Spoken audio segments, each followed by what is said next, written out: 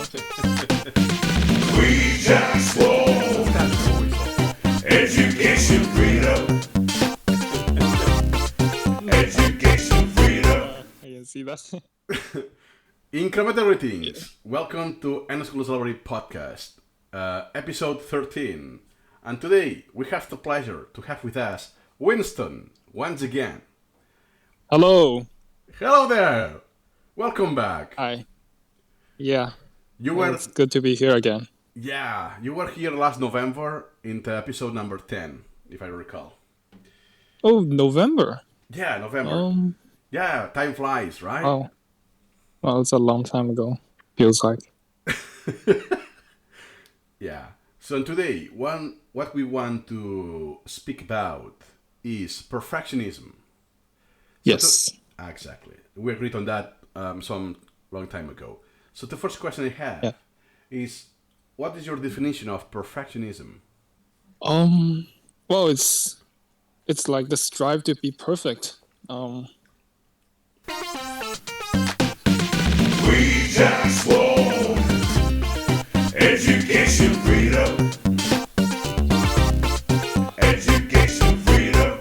You don't really have like a very clear picture of it. You know, I think this kind of differs from people to people, this perfectionism thing. Yeah. And do you think it's a habit? It is a personality trait? I think it's a habit. Yeah, definitely. For me, it's more like, say, when I use Super Memo, I would constantly be fixing the styles, the uppercase or lowercase letters, and the line breaks, or whether or not should I have a period or something. The last period thing, like the after of after a sentence. I mean, Could you describe briefly what SuperMemo is to the audience? it's a software. It's a software with an algorithm, with a learning algorithm, so to speak, so it can aid you to remember, I suppose. Okay. So that software was triggering your perfectionism, right? Yeah. Okay. Yeah, I don't know. It's perfection, and you just sort of remind me that perfectionism is kind of a hard thing to define. You know, for example, you have perfectionism tendencies when you were using Anki now. Yeah, that's a good point because, for instance, the perfectionism for one person would be very different from a second person, right? Or you Yeah, exactly. or yourself. So for instance, your perfectionism won't match mine, let's say, because of the point. I don't care about the dots or the commas or something like that. Yeah. But I will care more about the colors and this kind of thing, right? Yeah. Nice. And for some people, it's like the process has to be perfect. For example, they have to have it's kind of hard to make an example, but they have to have like the perfect item formulation. For example, they have to not make any mistakes during the way.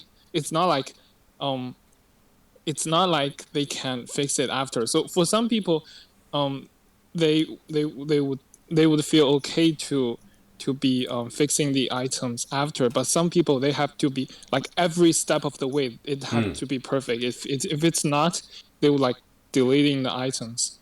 I'm not sure. I'm just making this up because I used to have this other problem when I was playing a video game called Minecraft. I need every step of the way to be perfect, not just the outcome. So that's true. It differs a lot from people. Yeah, that's a really good point. It's not just that you want the outcome, the end product to be perfect, but all the process to getting this is you want also to be perfect, Yeah. flawless every step. And do you experience perfectionism, for instance, at home when you are cleaning, cooking, and any mundane task? Yeah, that is weird. I don't know. I really have too much perfectionism tendencies outside of computers. That is that's why I said it's like, okay, so when I was playing games, I sort of have problems with like the layout of my keyboard, like physically. Also my controllers have to be put in a way, and my just everything in my room. But sort of other things I don't really care, and I also used to have like problems with my software settings and all the other stuff. It has to be in a way. Yeah, that sounds really OCD like that. That is because it is probably OCD. I mean, OCD is like a stronger form of perfectionism, no? Okay. Did Yes. you have you spoken with a therapist or one specialist on that? No, not really. We don't have a lot of good therapists in our country, but frankly, Oh yeah. yeah, Now that you mentioned this, I think I didn't introduce you. I just thought that you were back. So that's sorry. Winston. Yeah, What? that I didn't introduce you in that Oh, episode. That you're Winston yeah, from China. yeah. We From have China, taken. yeah. Yeah, look at that. This episode is not perfect already. Yes. Yeah, Yeah, well, because in terms of that, you don't even have a good definition of a perfect episode. I mean, what even is a perfect episode? oh, such so good. That's key because what is the concept of a perfect episode, right? Yeah. Because if you don't have a definition of perfection, you cannot compare. Oh, this episode differs from perfection because has this and that, or is missing this and that. But where's the definition of perfect? Yeah. Such a good example. Now, my golden question is: have you ever been like this? Yeah, have you ever been a perfectionist, or you acquired this during the school or during the life? Um. No, I don't think I've always been like this. I think my OCD was like the strongest when I was actually playing Minecraft. Really, it was after school. This is really like fuzzy for me because it's really, really, really difficult to pin down the exact origin point of my perfectionism. It is probably from the times that I had as a kid practicing flute. So Good. I was like very severely instructed, so to speak, to practice in a way, and that might be forming my perfectionism tendencies. That I'm really, really not sure. This is at this point, I think it really doesn't help that much to pin down the origins. Um, Okay. yeah, You mentioned the flute, the instrument. yeah, the Chinese flute, The Chinese flute. the Okay. Chinese one. Yeah. Yeah. Well, I don't know the specifics. How it differs from the Western flute. Oh, it's made from bamboo. Okay. So it's a difficult Yeah. instrument to play. Yeah, it's sort of. I mean, Okay. everybody has the definition of difficult, but Yeah. it was easy for me, I think. Okay. And may I ask why you start playing the flute? Because you wanted to? One assignment? Okay. Oh, nice. Yeah. Nice. I think as a kid I got interested, but along the way I wasn't that the interest isn't lasting all the way. Now that I stopped playing for I don't know more than 7 or 8 years, I'm not sure. Okay.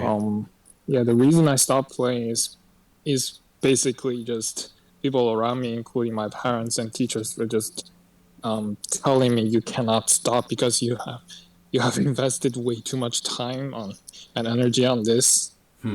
Yeah. Or the sunk cost fallacy, right? Yes, exactly. The sunk cost fallacy. I know that after like learning economics, but yeah, I don't think they know that. Yeah. So now that you invested so much time or pain, I don't know, or hours of sleep and so on, you don't want to give up. You want to continue. That is more or less what sunk cost fallacy is. Yeah. Yeah. For speaking for the audience, because I don't want to take for granted anything. Okay. And then you just told me that both your parents and your teachers wanted to avoid you giving up the flute, right? Yeah. Okay, but But I mean, they failed like miserably because the moment that I stopped playing flute, I literally just didn't pick it up for a very very long time until now. I mean, I didn't pick it up. I didn't resume practicing at all. I mean, I I play another instrument, the piano, but the piano is purely interesting. I used to have a teacher, but then I know how to practice on my own, so I stopped seeing the teacher. But the thing is, I still play piano from time to time. I really enjoy it, unlike the flute. I really have a like toxic memory of flute, you know. uh-huh. So you have toxic memories of the flute, even if 70 years passed already? Yeah. Okay. And your parents and teachers wanted to keep you going, right?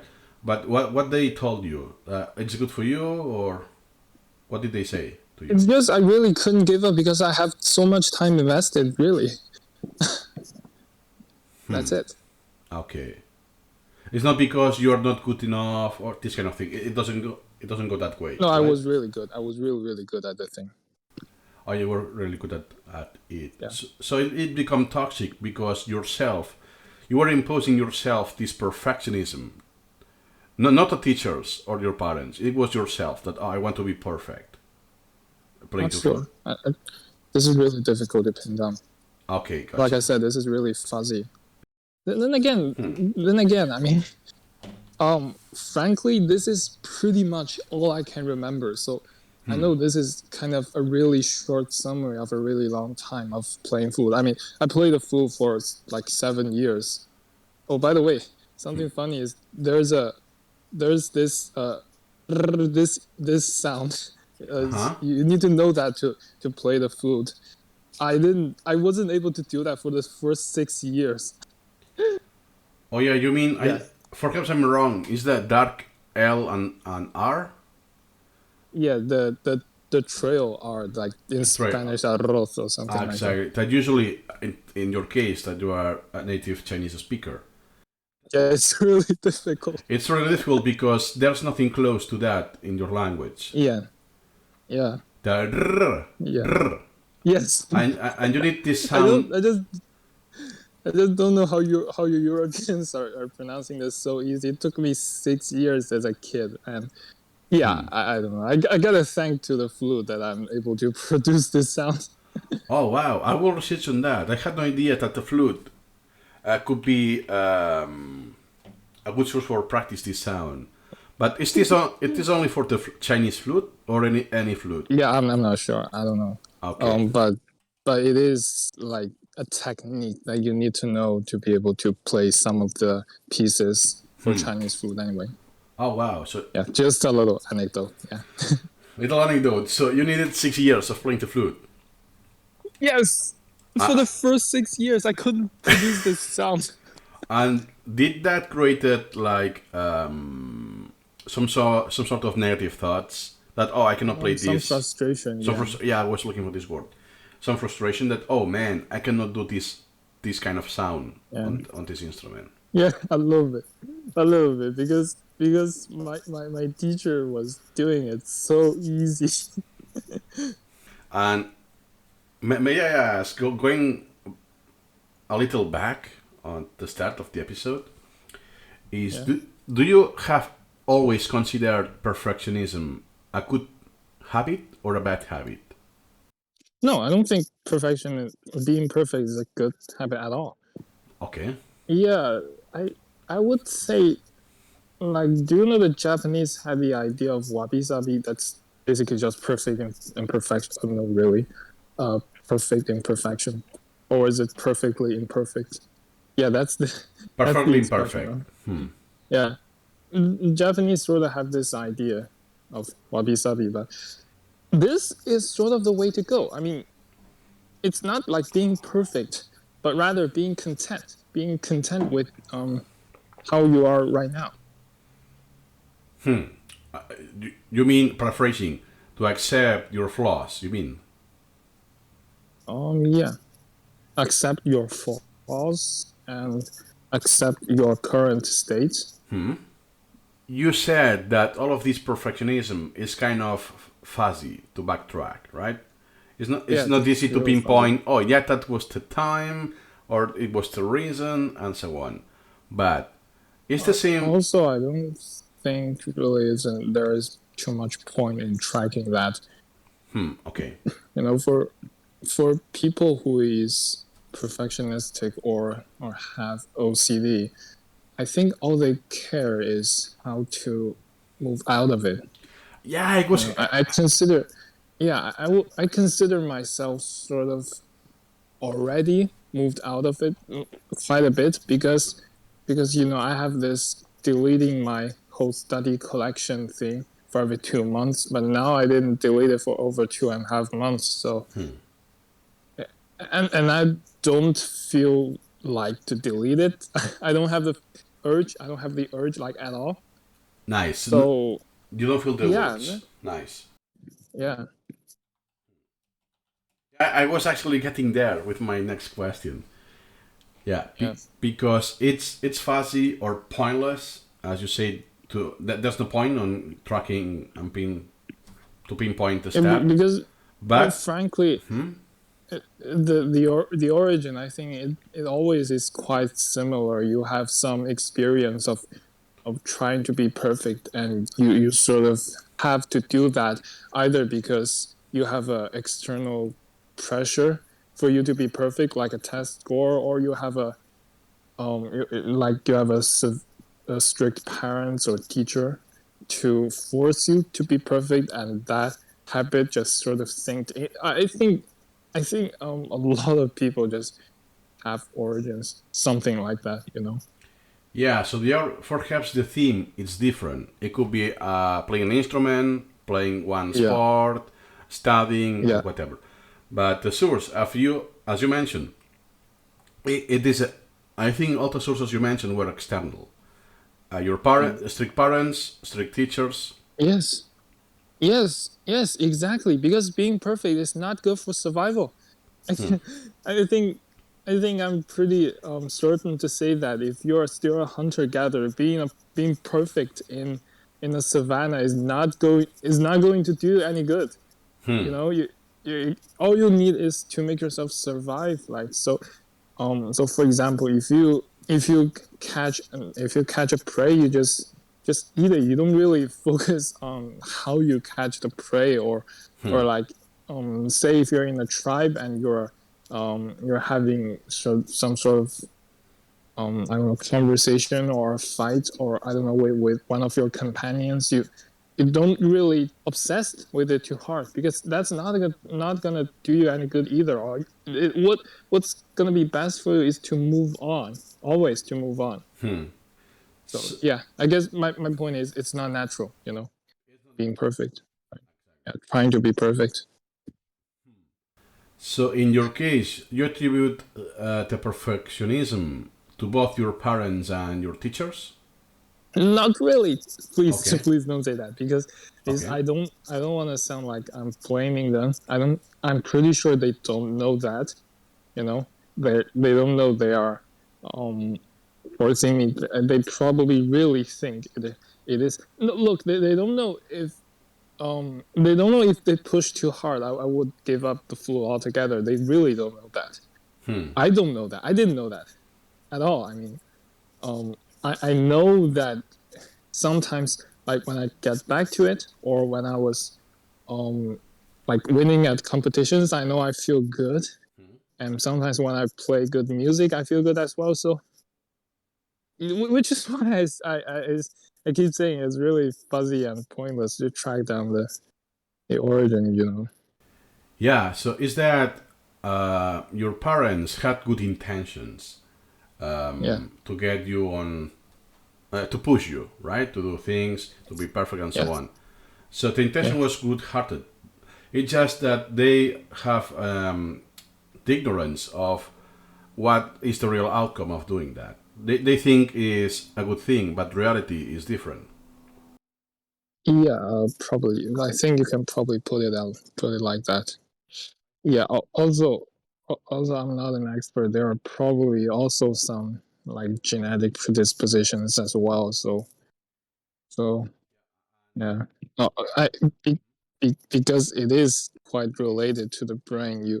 In your brain, you do have like the error detection area, and another area for detecting when the error is being cleared. I think so. Yeah, that's singular cortex probably, but the thing is, people with OCD they sort of they have very strong error detecting area in their brain. So if you put their brain under an fMRI, the area would like light up intensely, but the the area is fixed area. That area is sort of not working properly or not very well. They just don't know when it's being fixed. I think it's more or less the same with perfectionism. It's so Yeah. yeah. So long story short, let's see if I get this right. Is that OCD is something pathological with the brain? Yeah. It's not just a habit. There's something Yeah. pathological. Yes, that's true. Okay. Just And like Parkinson and every Park, other. Yeah. yeah, Alzheimer's and exactly. Yeah. And perfectionism is just a habit, so therefore can be undone. Yes. So is OCD really. I mean, So it's OCD. Okay. I mean, those behavioral therapies works really well on OCD. I mean, I sort of get out of it using some behavioral therapy myself. I mean, sort of just learn how to do it, and yeah, I do think I remember seeing somewhere that OCD patients going through behavioral therapy would have their their singular cortex less active. Singular cortex. Yeah. Okay. The oh sorry that's I think that's the error detection area, like Yeah. detecting things Just, goes wrong. So just that's basically the same process with perfectionism. yeah. Just for the audience that perhaps there's too much jargon about the brain anatomy. Yeah. I mean, I try to. I'm again. I'm not an expert, and I'm pretty sure I said a lot of things wrong. But the point is, it is a problem with the brain and the brain's error detection place, error detection function, and it's not anything wrong with the person itself. It's not anything wrong with their personality. Something is messing with their brain, so to speak. And yes, behavioral therapy, no, or really, if we're just talking about perfectionism, some behavioral adjustments can be really helpful. Like be mindful. That's actually quite a good way of quelling those OCD or perfectionism idea thoughts. Is just be mindful of their actions are not rational, because because a lot of people when they're trying to perfect something or they have the urge, the brain is sort of being hijacked. So I think a lot of OCD patients would describe their brain as having two parts, and sort of one part is saying, oh, you shouldn't be perfect, the other part is saying, no, that has to be perfect. Have the devil and an angel at every side Yeah. of the Sort shoulder. of, yeah. Yeah, be Yeah. perfect, be perfect. Oh, you cannot be perfect. So you have Yeah. both sides of the coin and you have to choose. Yeah. Yes, in this case, your prefrontal cortex and the anterior cingulate cortex, basically just your rational part of the brain and the error detection part of the brain. Yeah, so let's say that you create one cognitive dissonance, right? You have That's true. exactly. So just to throw more jargon on the episode, cognitive dissonance. I really like this word, this expression. Yeah, it's not really jargon. I think it's really clear what it means. By the way, I have one video on that. It will be linked on the description if you want to check it out. About cognitive dissonance, I mean. Yeah. Yeah.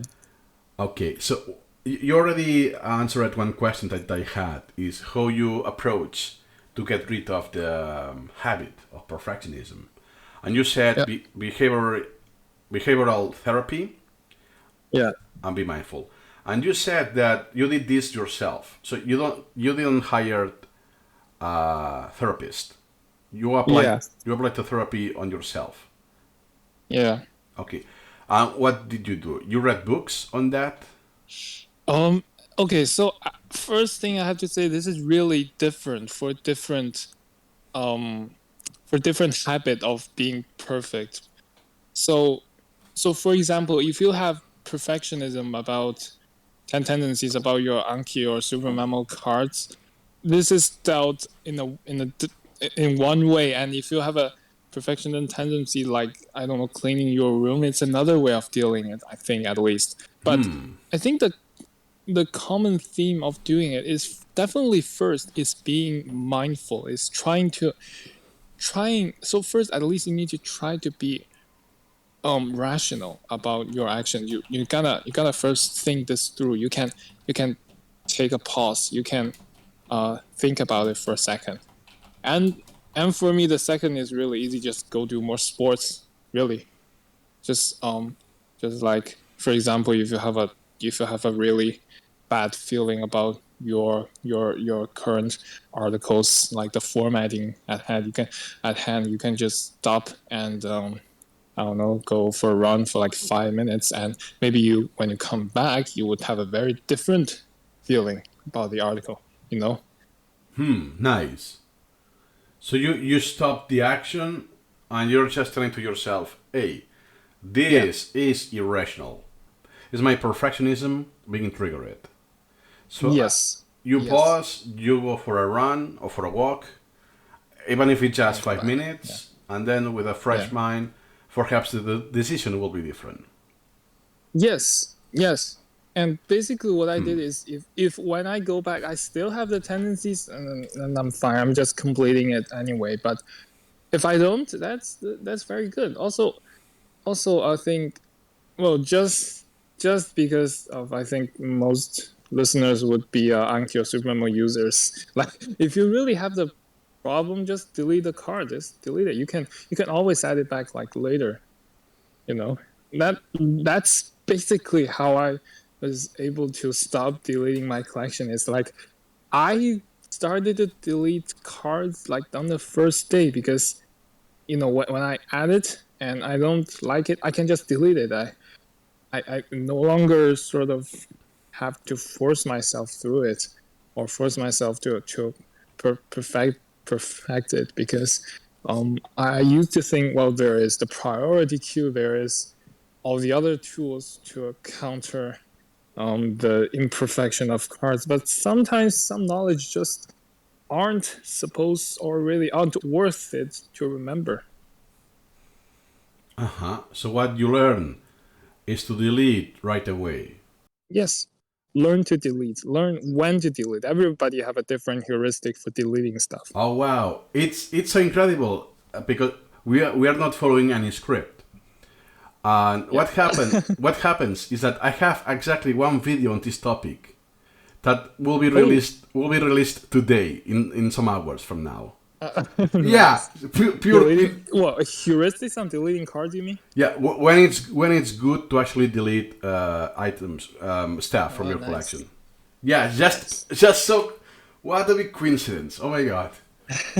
Yeah, Lovely. I can take on that because it's like if you're in a room and let's say that you are accumulating clothing and leftovers of what you eat and so on, you are polluting your room of trash, right?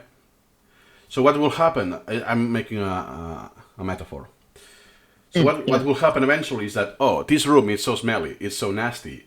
I don't want to be in this room, right? And you quit Yeah. the room. You cannot tolerate Yeah. this anymore. Oh, That will be the nice. words. But if you Yeah. every day or at every occasion is, oh, you know what? This sweater is smelly. Let me take it out to the washing machine and so on, right? To the laundry. Oh, I have eaten this. There's leftovers of what I have eaten. perhaps I won't clean it now, perhaps in some hours, but eventually I will do it. So I just take one action, one little action, one small detail. But what happens is that my room would be somewhat clean. It won't be perfectly clean, but it will be clean enough. So I won't have triggers to quit my room because it's so nasty. Wow. Yeah. No, that's a perfect analogy for your study collections. Yeah, yeah, yeah. It's a perfect analogy, and on top of that, it's a true story for me. Oh, Yeah. the room? What? In the past, yeah. I reached, well, just an intermission because the episode is for you. I reached a point that all the floor was crowded with clothing. So I could no longer open the door. Yeah. And it was so smelly, but what happens that eventually you get used to it, to the odor, right? Because it's your own sweat and so on. And what happens is that then you have a breaking point. Is, oh wow, I cannot tolerate this. I cannot tolerate this anymore. It's like a reset, and that you have this trigger, and eventually one day I spend hours and hours cleaning the room like there's no tomorrow. Ba ba ba ba ba. And then I will repeat. Yeah. Eventually, I will repeat the same process because I'm accumulating, Yeah. accumulating. So it's not perfectionism in that case because I didn't want to achieve a perfectly clean room, but the process is the same. You are just adding loads and load and load that eventually it will get to your nerves and anxiety and so on, and you reach a breaking point. Is I cannot tolerate this anymore. So going back to you.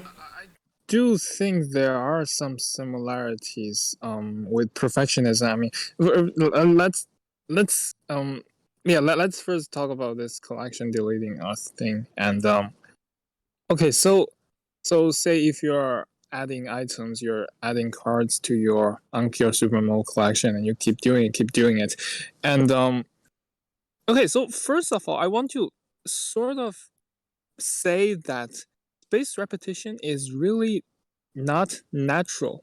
Okay, in a sense that it's not how like people are designed to learn. But so this is really crucial that you gotta make it as natural as possible because it is still the most like most powerful learning tool ever. But okay, so why I'm saying it's not natural, in essentially what you remember in your life, or since we're talking about natural, if you're a hunter gatherer, what you remember is always something that happens repeatedly in your life. And also, so if you're a hunter gatherer, you keep seeing this animal, you sort of hunt it down for several times. You learn its habits. You learn how to capture it. You learn how like not to be captured by something. This is keep happening in your life, and every time it's sort of a little bit different, but it is keep happening. So you have sort of the idea of that it is important, and your brain would unconsciously remember it. But spaced repetition doesn't really do that. Every time it presents you, like for example, a question and answer, it's always the same. Um, so how to make it more natural, more sort of like your actual learning process, but still use it as like the most powerful learning tool? My answer is really just to delete stuff, that is no longer relevant to your life. I used to be like adding a bunch of like Latin cards, but it turns out those words doesn't help me at all. Like I later find out what words would be helping me is some of the most scientific terms that are Latin or Greek roots, and I don't know those roots very well. And adding those cards would be helping me, but those I find out after like several times of repetition. So yeah, deleting cards is helpful in this sense. Yeah, sometimes actually deleting the card is the best outcome. Yeah. Because as you said, you no longer need that information, so it becomes noise and load, unnecessary load on your memory. I absolutely agree with that. So yeah, quoting Piotr Wozniak, I wouldn't Okay, he's saying something like you don't really need Superman. What you need is repetition. If life provides you with repetition, then you don't really need Superman. So I think the opposite, the sort of opposite work is if you're gonna need Superman a lot, you gotta make sure the repetition is sort of like the repetitions you get in your life. Sort of like. So in life, the repetitions you get is like always the stuff that is most important or relevant to your life or work or maybe other people keeps talking about it. You're gonna make it at least somewhat like your life, your collection. At least in free learning. I think that's very important to mention because in order to prepare for a school exam, it's a completely different idea. So yeah, what I was talking about, that's totally for free learning. Yeah, exactly. Changes a lot with trying to cram for Yeah, school. Yeah. that's true. Yeah. And just the last input for me is about this. When you say aspect repetition is artificial, it's because sometimes you want to remember something, but your life doesn't guarantee much repetition. It's not that common. So what you do is you put that on a aspect repetition. So you artificially say repetitions. It won't happen in your life, but it will happen, I don't know, once every 3 years, let's say, very scarcely. So you use one software that will create some repetitions for you, scheduled in time, so you can guarantee you have some exposure, repeated exposure, so you will be able to remember it. That doesn't mean that just because you can do it, you have to do it. And I'm especially guilty of that. That I memorized thousands of facts that I never applied to my life. But that deserves a standalone Yes, episode. that is definitely true. I also want to say that this is also sort of a very good practice to think. Okay, so you have this card in your collection. Why do you add it? How is it relevant?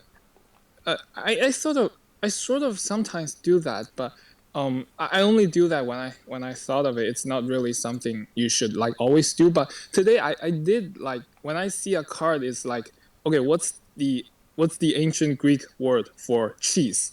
That sound that sort of looks kind of not really related to real life, but I actually was able to track how I thought of doing this card. So the ancient um, Greek word for cheese is tyros. That's related to tyrosine. That's an amino acid that's related to dopamine, I think. So I was reading Steve Jobs has the diet of raw carrot and apples. Both are high in tyrosine, so that's related to dopamine, or I think it's the precursor probably to dopamine. So that's probably why he's so creative. So you see, I think this is some sort of really satisfying feeling that you see a standalone card of, oh, what's the ancient Greek word for this, but then you are actually able to retrace the steps of your thoughts. Yeah, that's really satisfying for me. Yeah, satisfying, and I will add pleasurable. Yes. Yeah. So then, when you said that you deleted collections altogether, right? Yeah. Yeah. When you had Several times. when you had these urge that it's too imperfect, I cannot tolerate this, therefore I deleted everything, wipe out. Then did Wipe out, yeah. did you experience any regret, like, oh wow, now I want to undo, I want to recover that collection? Sometimes, yeah. But okay, so the the single reason I deleted is that just the idea of those are still surviving in my collection is really, really not comfortable, really not pleasant for me. So, because every time I see those cards, I would be remembering the process of perfecting it.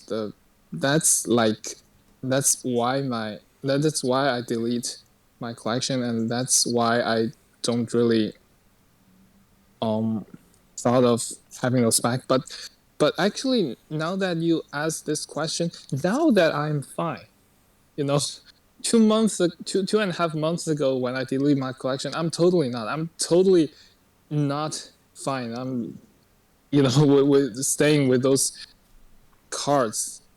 Now that I think of it, if I add those back, I'm fine because all I care now is really the knowledge itself. Like I during all those times of deleting and finding new ways to study, I really sort of getting to the point that I learn because I want to know the knowledge. I don't want to have the perfect collection to show it to the world. Nice. Congratulations. Yeah. Thank you. Yeah, that's absolutely the point. Is you deleted collections that you cannot undo, you cannot recover, and this was like you regret this. But then later on, when you get rid of this bad habit of perfectionism, now you don't care. Yeah. You don't care at I all. don't care. So then you don't have an issue. First, you are not creating new issues, but on top of that, Yeah. you are liberating yourself of the mental load you had for the past actions that you cannot undo. So it's a win-win situation in both sides. Yeah. Yeah, and may I ask, yeah, when you started the therapy on yourself to be mindful, Yeah. to stop and then go for a run 5 minutes and then decide and so on, how long you needed more or less? So it was something very long term. Like a week. A week? Yeah, like a week. It is already like before I really had to stop a lot of times and try to find some ways of exercising, whether it's like jumping ropes or I don't know if that's called or some sort of other just jumps basically. just any exercise that would raise my heart rate. Uh-huh. But okay, so like I remember after just a week, those urges are really like I rarely have those very horrible urges to perfecting stuff. So yeah, that's really working fast, I would say. Wow, so just in a week you notice a difference on those urges. Yeah. Wow, Yeah. that's quite fast. Yeah. Those are still there, those urges. It's just really something so little I can basically just ignore it. And I was actually able to ignore it. Before when I was trying to ignore it, that would always like beat me and I have to go back and perfect stuff. Okay, that's good to know. It's not that you get rid of those urges. It's Yeah. that the intensity have decreased significantly, has dropped Yes. a lot. And therefore, just with your own reason and will, it's easy to overcome this urge now. Yeah. Because it's weak. It's like, oh, I want to eat chocolate, let's say. No, it's easy to remove this thought, right? Yeah. Okay. Do you eat chocolate? Oh, it's one example. Usually it's sweets, or you can change this with beer, pizza, whatever you want. Do you eat sweet stuff, sugar and stuff? Not often. I usually don't have chocolate at home. That's something rare. Yeah. Yeah. No, I just thought of that like over a year ago. I stopped all sugar and carbohydrate altogether. It's something. The process is somewhat similar. Yeah, it basically just replacing this urge to exercise or maybe other stuff. Yeah, and now that you mentioned these, when you were applying the therapy on yourself, you said you were exercising, but have you changed your diet, for instance, or have you made any other change as a consequence, as a side effect? Oh yeah, that is true. Diet is also very important. So basically, don't eat anything that would raise your blood sugar too much. Just those low glycemic index stuff. A low glycemic index, okay. Yeah, I don't know, meat. I, Yeah, I'm yeah. assuming you're following Chinese cuisine, right? In No, I not know. really. Okay. No, frankly, I hate Chinese cuisine. Okay. Good to Too know. much, way too much vegetable oils. I just hate vegetable oils so bad. Um, I would pretty much vomit when I had pretty bad vegetable oil stuff. I Okay. mean, I pretty much forced my mother to stop cooking olive oil because you, you know those are really bad when you cook olive oils. Yeah, You heat up. Yeah. I know that Chinese cuisine is usually fried. They fry a lot. Yeah, So the noodles are fried. Hmm. corn oil and stuff. Then, more or less, what changes have you done on your diet when you were being mindful? Um. Okay, that's kind of related. I'm not really sure, but during all those time, I did sort of shifted my diet to those that hardly raise my blood sugar levels. So I changed to basically an all meat diet. I basically converted to a carnivore, but I still eat some vegetables from time to time, and I cut every single carbohydrate. I stopped eating any artificial sugary stuff. That's any cake, cookies, and those sort of stuff. You mean processed food? Yeah, processed food, Okay. exactly. So, but your goal was getting a diet that was very low in Mm, glycemic index, right? Do not have spikes, peaks on your blood sugar. Frankly, I shifted unconsciously. I just happened to sort of shifted to a diet.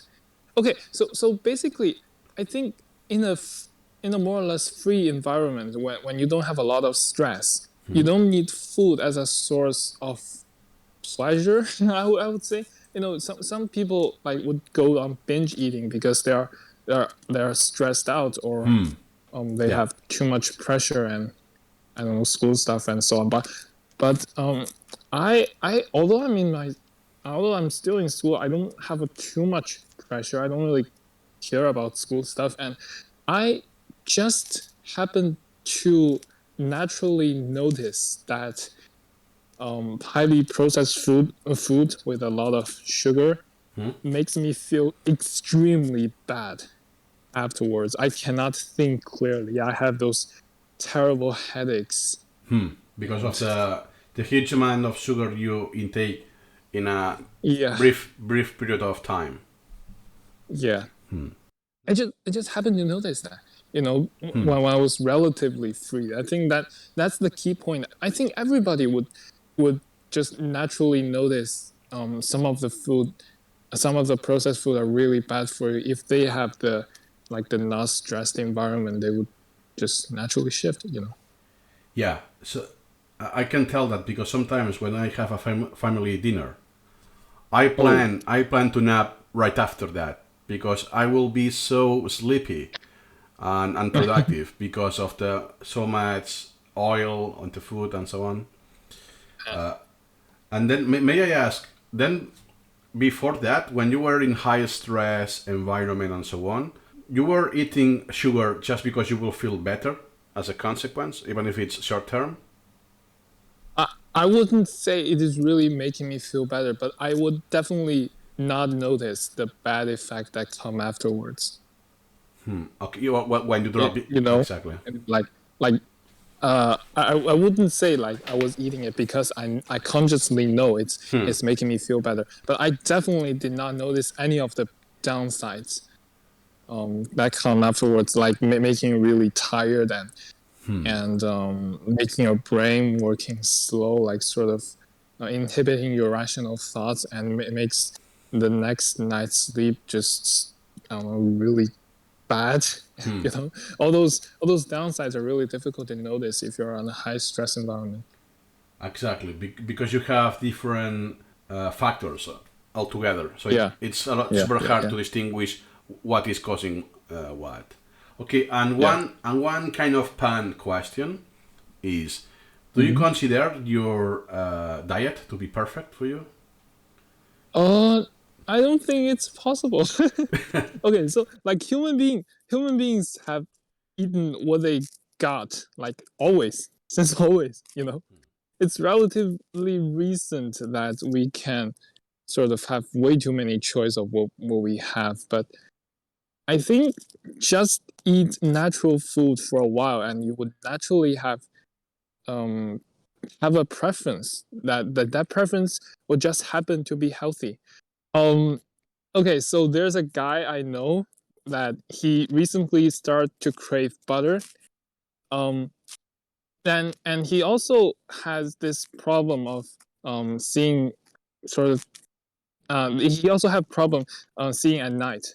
So that is related to vitamin A deficiency, and butter just happen to have a lot of vitamin A. So I think that's something you would naturally crave the food that you need if the food is natural.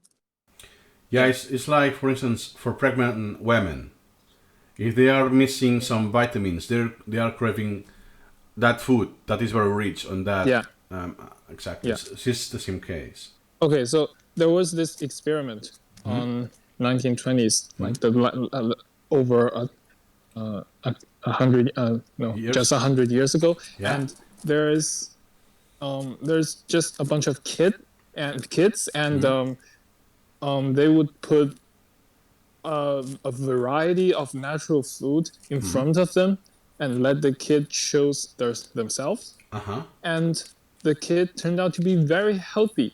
And one of the kids has rickets.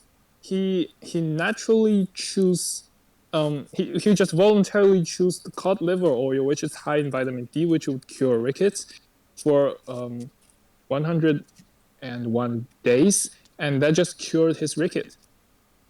What is ricket? Okay, so just something with your bone formation because of vitamin D deficiency, and the kid just happens to voluntarily choose food that is high in vitamin D. So yeah, I'm just saying, humans have this wonderful capability of choosing their food, and that just happens to be perfect in a sense.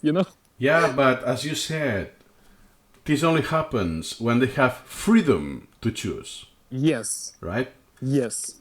Exactly. Exactly. We have we have very very good heuristics on a lot of stuff, on the food we eat, on the human beings that we interact with, on the stuff that we learn. But that only happens if we have free environment. Yeah, exactly. So, as you said, just paraphrasing, Yeah. that we humans have heuristics. Heuristics are not perfect because we want a quick decision, not a perfect decision. But Yes. it's good Yes. enough. But what happens is that when humans are not in conditions of freedom, they cannot make those choices. Is when bad habits kicks in on that person, being perfectionism, being just a bad uh, choices on food, and so on and so on. So just leaving Yeah. that person free, it's enough. Yes. Exactly. It won't be perfect. There will be mistakes, yes, but it will be good enough. No, no, there's no reason to worry about that. Also, I think another very important would be it has to be at least somewhat natural. So cocaine is not natural, heroin is not natural, so is fried food. So is those fast foods. Those are all things that are also sugar. Those high concentrations of sugars are really addictive. Some people even say it's 8 times more addictive than cocaine, but I don't know. It's still in dispute. But still, those are not natural. Those are very easy to addicted, and those are practically designed to be addicted. Those fancy food That is the and key. Fast food, yes, especially yes, chains of fast food. No need to say any yeah, brand. They are actually yeah, designed the food to be yeah, addictive because if you get addicted, you will be a recurring customer. Yeah. So the purpose is So to it's video games. Yeah. So it's video games. and some video games like Candy Crush. I said Yeah. already, but no need to say more names. Yeah. than Whatever. that. Whatever. You can say Yeah. names. There is even a goddamn website on healthy games and unhealthy games. Do you know that? Oh, it's called like that on healthygames.com. Yeah. Oh wow. Yes, exactly. I had no idea. Yeah, I'm not a gamer anymore, so. Yeah. Then what? That's Yeah, going back a little with the topic. Yeah. One question I want to ask you is, for the people who are listening to us, and they are suffering currently for perfectionism, if they have a bad diet in the sense that they are eating to compensate anxiety, what do you recommend? To change the diet, or just to be mindful, and as a consequence they will change the diet? What would you recommend? Okay, let me just put it this really quick, that unnatural food have natural equivalents, sort of, you know. If you really like highly sweet, really sweet food, just eat a lot of natural fat. When you get your energy up, your sugar craving and would stop. And if you have a lot of too strong sugar cravings, you just, I don't know, go take a walk when you're done eating fat, animal fat. That's for the best, I think. um I'm not recommending anything here. I'm just saying it's an option. It's something you can change to more of a natural way. Yeah, for instance, just to mention one personal example, I was addicted to sugar when I was at the school, high school, and so on, right? Because I had lots of toxic memories, anxiety, depression, and so on. So what I did is I was drinking soda as it was water, right? Oh, Yeah. yeah. That's really bad.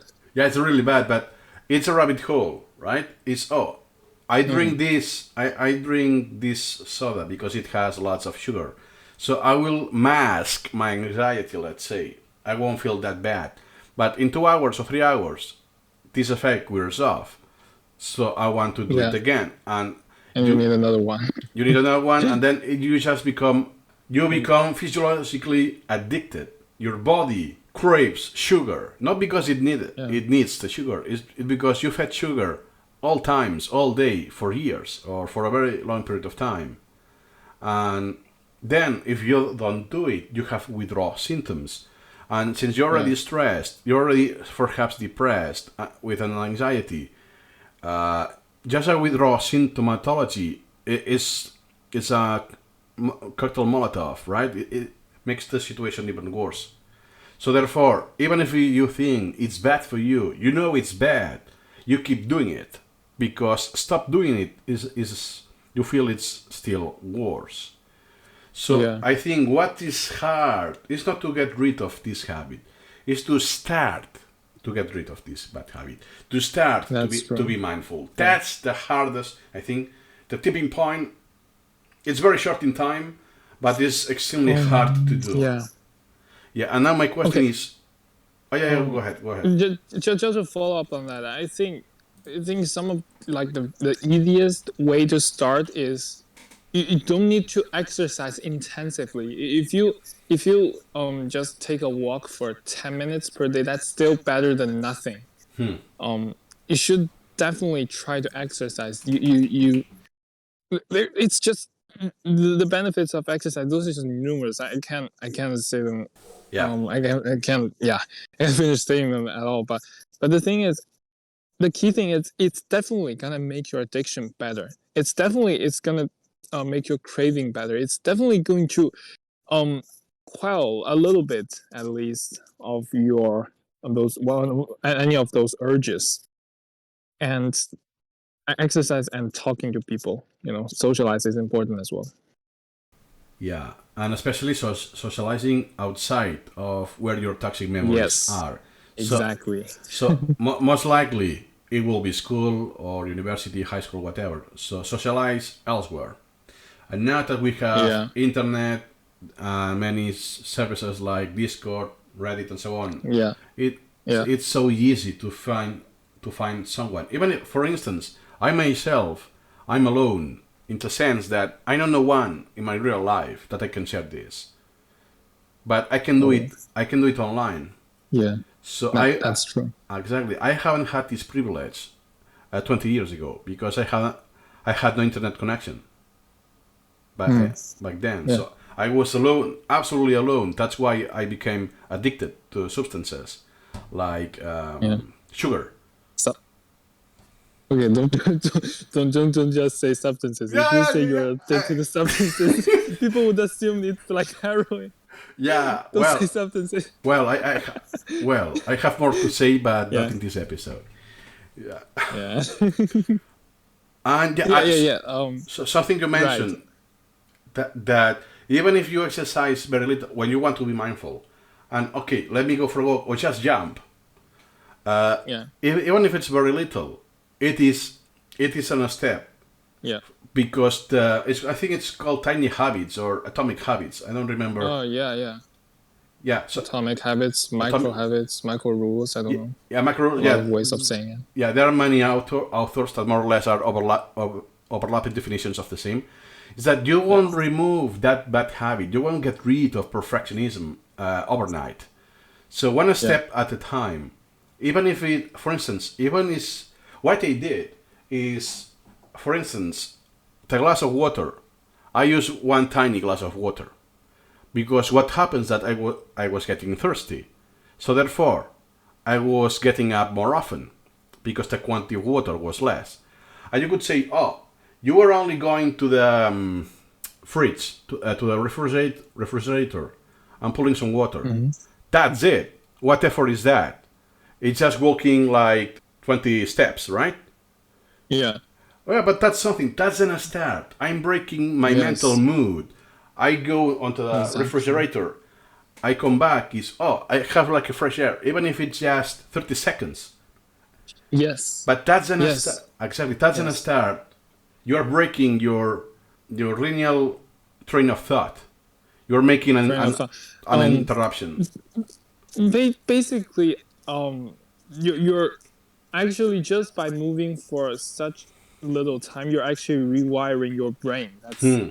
That's actually that's actually what I think. I think that's actually what happened. I think neuroplasticity can definitely can happen in those definitely can happen in those short time. And I don't know. I don't know much about the science behind it, but it's like when you're focusing on something, your brain is completely like immersed in doing that. But You mean when you do other, yes, tunnel vision? You mean tunnel vision? That you are so focused that everything else becomes unnoticed. yeah, I'm saying something like maybe your perfectionism kicked in or something. Ah, okay, okay. You're sort of immersed in those perfectionism thoughts. But if you do other complex movement, you really need to shift your brain into the other state because frankly, well, we have such a big brain that is just for complex movements.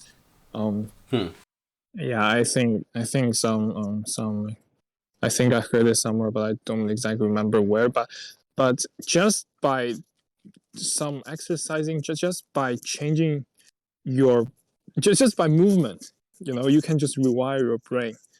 And what I did Yeah. also is walking the dog. Oh, that's good. Even if it's a short walk, 10 minutes, Yeah. you're making this. So you're exercising. Oh, it's just very slowly, so the effort is very light. You don't even increase your heart rate, but you are increasing the blood flow. Because we need movement. We are not meant to be in a chair 8 hours a day or longer than that. Definitely. Yeah, and I want to mention something that I learned from one YouTube channel, the flashcard guy. That Yeah. well paraphrasing. Little fish, was it? Yeah, little fish. But the YouTube channel is called Flashcard Guy. Yeah. That You just make one single step, right? That, oh, I just go to the refrigerator to get some water. It's very tiny, but I will succeed on that. So what happens that you could see every victory, every step, very tiny, very small, but every big victory is permanent. Yeah. That's the key. The progress may seem like slow, but it's permanent. You're not going back. Yes. Yeah. That is really important. Once you start to take those steps, once you are actually doing the exercising, socializing, and stuff, you're moving forward. You're well. I think what's more important is trying to do it incrementally. Don't exercise too hard and stuff. But if you're doing it incrementally, yes, you are. Yeah, definitely going forward. Yeah, I'm surprised that I haven't said that buzzword yet in this episode. Incremental. Finally, you said incremental greetings. Oh wow, yeah. But for me, it's just a greeting. It's not. It's idiomatic already. That incremental. Yeah. Yeah. Yeah, you have incremental. to. That's a good word. Incrementalism is key. The only issue is that the first increment, the first step, is the hardest one. Yeah. Yeah. So we are limited to just our own experience with perfectionism. Yes. So what happens is that I just have the advantage of time because I'm older and I suffered this. When I was your age, I was struggling with the same issue as you. So I just had more time to try to solve this myself because as you, I did it alone. Therapy on myself, let's say. Yeah. Yeah. Do you want to add something I didn't ask or we haven't covered about perfectionism? Yeah. You were saying when you were at my age, I don't think the audience know what my age is, probably, or your age. Have you said it in one of your episodes? I don't know, but not in this episode. You are 20 what? I'm 21, I think. Yeah, I'm 21. I'm like 13 years. The age gap is 13 years, yeah. Yeah. When you were at my age, you were doing Anki card and stuff, Yes, I was addicted to sugar. I had lots of bad habits, not just perfectionism. Wow. Yeah, school makes you fat. That's true, and usually it's related. Yeah. It's related not to fat, but to sugar, actually. Yes, definitely. Yeah, it's sugar that what makes you fat, not fat people. If it's I mean fat as a dietary fat, like French fries, for instance, that they have lots of fat. Really? Those are practically carbs, no? No, French fries because. Or do you mean calorie? No, I mean the fat because all the fat comes from the oil, not from the potato. Oh, yeah. Yeah, potato it's carbs. Yeah. Yeah, it's carbs. Yeah. So just to recap a little, something that I also want to phrase that is always in my mind. So I also want to say something, just slightly paraphrasing something that I usually say, is that if you want to solve perfectionism, and you have this goal, my aim is to get rid of perfectionism. What happens is that you will have this perfectionist mindset. Therefore, you will be in a loophole. You won't be you won't be able to achieve this goal because you will have the habit of being a perfectionist, right? So the first thing you need to learn is to not care at all, or in more plain language, is to not give a shit. And this may seem like a trivial comment, but I think it's one of the hardest things to learn. Learning not to care. Especially something that is triggering your perfectionism. Once you achieve this, it just, as you said, like your diet, it just happens because it's a consequence of your change.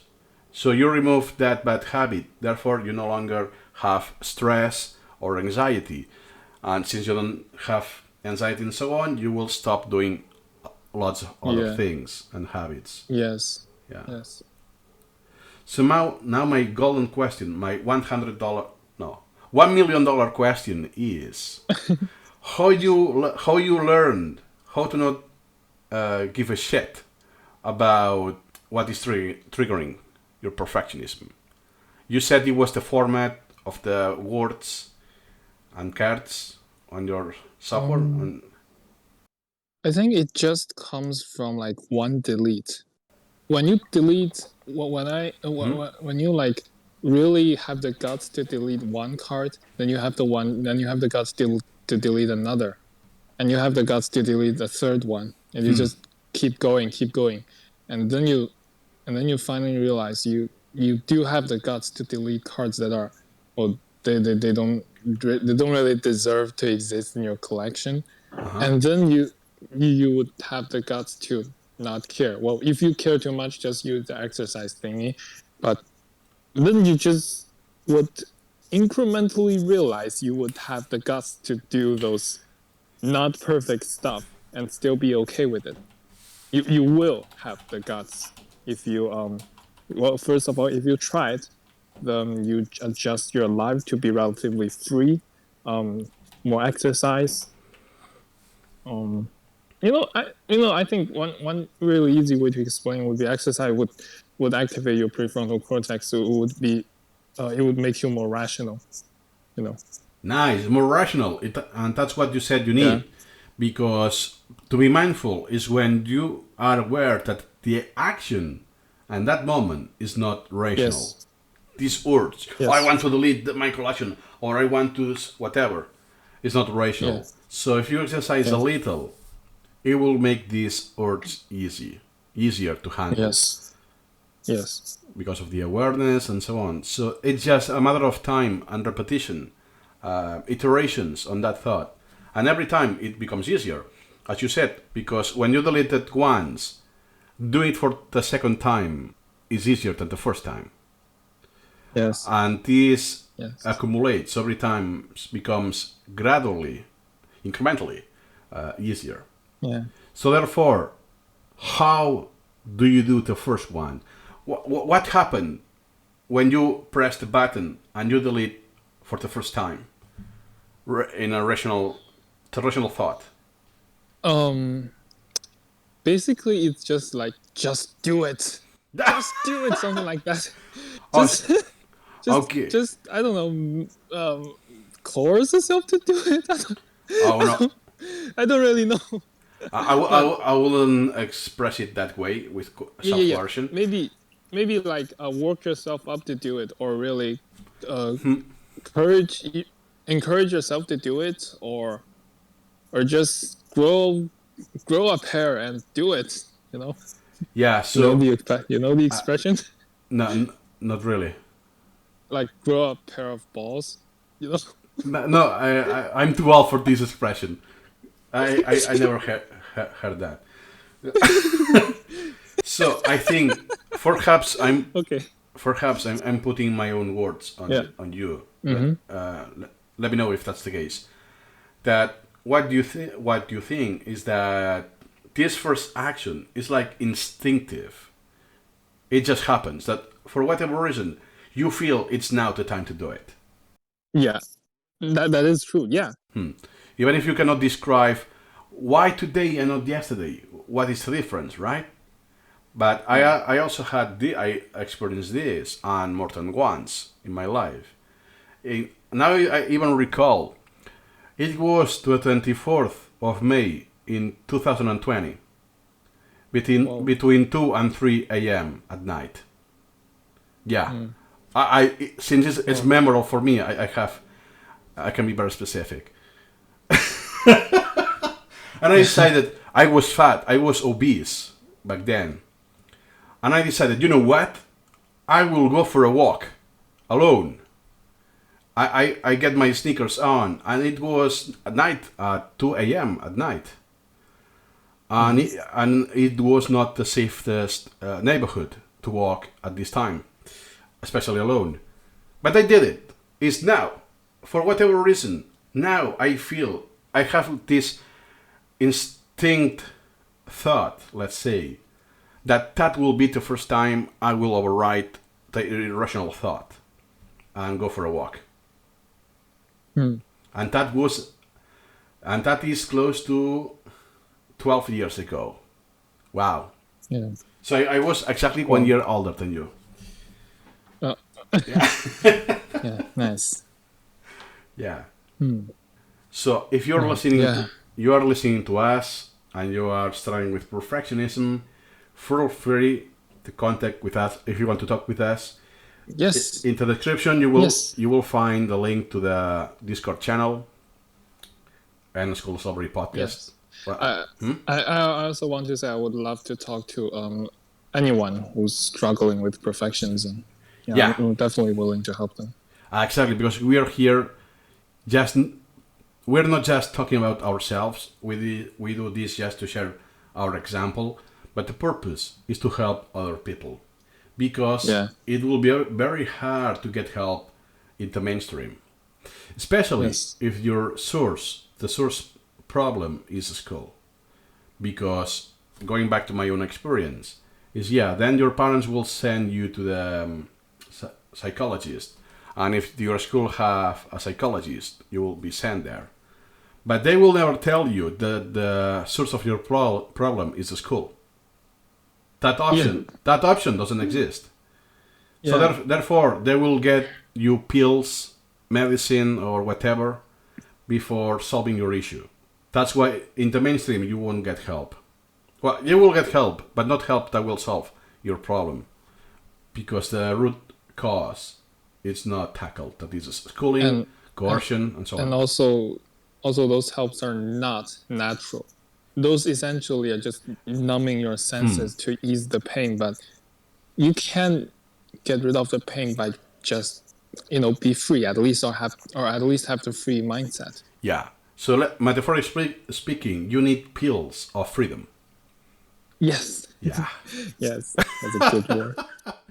Yeah, and here we had Raj. I think it was episode 7 or 8. That when he was in school, he had a prescription with this kind of medicine. Oh, OCD, right? OCD and the other, HDAD. Now I don't remember, because sometimes I confuse both. So feel free to watch Rush episode to get some insight how it is, how taking drugs when you're a kid affects your behavior, because that's not the solution. The solution is freedom. Nice. Something else you want to add or to tell the audience? Also exercise, exercise and socialize. Just be a human being, and don't coerce yourself. If you're under a coercive, also I might just say, if you're under a coercive environment, you can talk to me, because frankly I have pretty much been in a coercive environment for a very long time, but I still managed to find myself to find a way to do free learning, also to basically just be better generally speaking. So yeah, if you have any sort of problems in a coercive environment, and you cannot find a good way to get around it, or really overcome it, you can find me in the Discord link below. I think probably. And so I think really that's the key. Just try to be natural. Try to exercise more. Try to socialize more. But better yet, do it together. Talk to people while walking. That's what I'm doing right now. And every time when I'm voice chatting. Oh, nice. Oh yeah. And I'm just walking around in this playground for since the beginning. Oh, now nice noise cancellation, because I cannot hear your steps or anything. Nice. Yeah. Yes. So yeah, it's important. Exercise and socialize. Yeah, exactly. Free socialization. So you choose who, not just people from school or whatever. So the point is to have freedom, a free environment.